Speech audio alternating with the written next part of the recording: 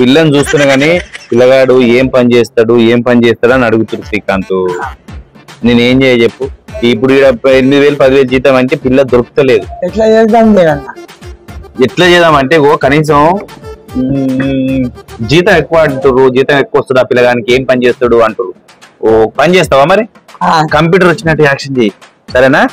Computer నేర్చుకో. నేర్చుకుంటావా? Sandeep sir నేర్చుకో.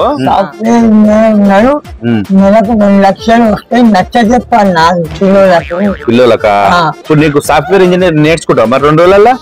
నాకు సాఫ్ట్వేర్ కంప్యూటర్ నేర్చుకుంటా 2 రోజులల్లా. ఎంత జీతం చెప్పాలకు? 1 లక్ష రూపాయలు. 1 లక్ష రూపాయలు సంపాదిస్తావా మరి 2 రోజులల్లా? సాఫ్ట్వేర్ ఇంజనీర్ అవుతావా? ఎట్లా కొడతావు ఒకసారి కొట్టు కంప్యూటర్.